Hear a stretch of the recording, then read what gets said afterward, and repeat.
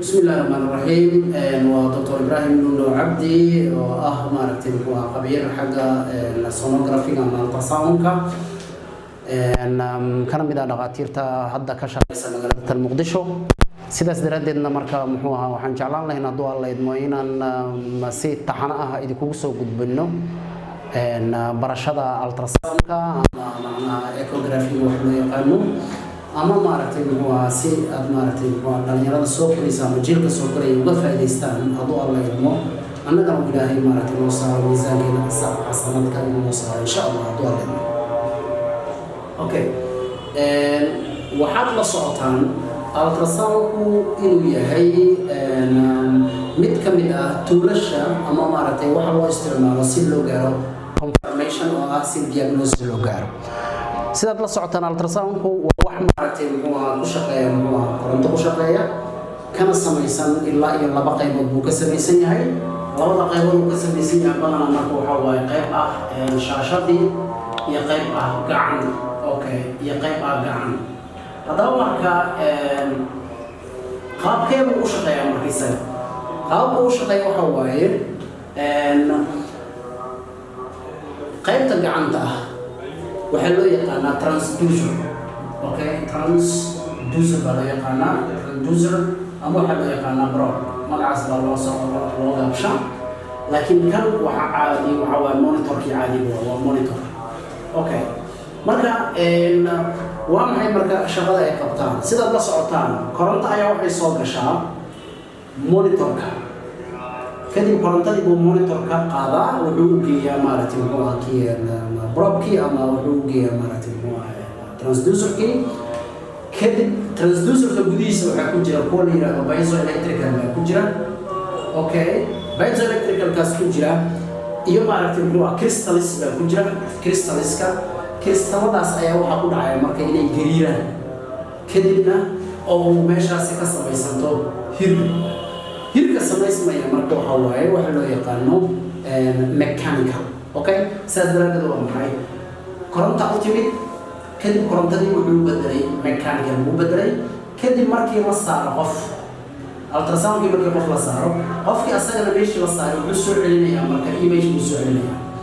image-kii la soo celiyey ayaa haddana wuxuu samaynayaa marka mechanical-kii ahaa ayuu wuxuu bedelayaa marka electric kadib waxay imaanaysaa marka shaashadda ayaa marka electricalka waxay u bedelaysaa marka electricalka ayay waxay u bedelaysaa marka image-kii u bedelaysaa saas daraadeed marka waxa ugu muhiimsan ultrasoundku waa gacanta saas daraadeed marka gacantu waa in ay noqotaa macnaha mid muxuu ahaa taxadar gooni laga muujiyo marka macnaha practical lagu qaadanayo haddaba marka ultrasoundka marka gacmihii marka muxuu kala bixi karaa marka gacmihii wuxuu kala bixi karaa ilaa iyo dhowr nooc buu kala bixi karaa walow mashiinku laftirkiisu uu yahay mid kala duwan tusaale ahaan haddii aad qaadatid mashiinkan ultrasoundka loo yaqaano wuxuu sameeyaa macnaha waxaa jira kuwa loo yaqaano okay kuwa ku shaqeeya program loo yaqaano A mode kuwa ku shaqeeya program loo yaqaano B mode okay ama haddii si kale loo dhigo oo kale waxaa jira kuwa la yiraahdo maaragtay waa 2 dimensional 3 dimensional iyo 4 dimensional waxaa kaloo soo raaci kara dopplerka ayaa soo raaci kara in la isticmaali karo haddaba marka annagu marka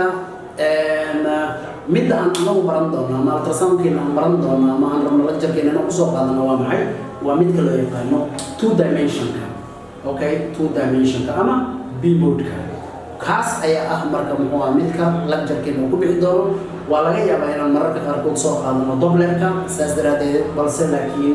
qaybta ugu horeysa waxaan rabaa inaan kaga hadlo oo keliya 2 dimensional muxuu yahay marka farqiga uu kala dhexeeya kuwan farqiga uu kala dhexeeya waa maxay A mode-ka badanaa waxa waaye waa noocii hore ee soo baxay ultrasound markii la isticmaali jiray hore saas daraadeed marka isagu wuxuu ku fiican yahay inuu kuu sheego fogaanta ay walax jirto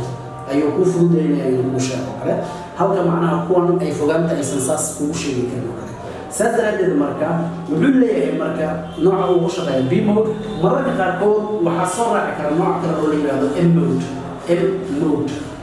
mode macnaheedu waa maxay waa motion mode okay saas daraadeed marka waxyaabaha dhaqdhaqaaqa ee sida wadnaha oo kale waxaa loo isticmaalayaa marka M mode baa loo isticmaalaya laakiin B mode-ka B-da waxay u dhigantaa ereyga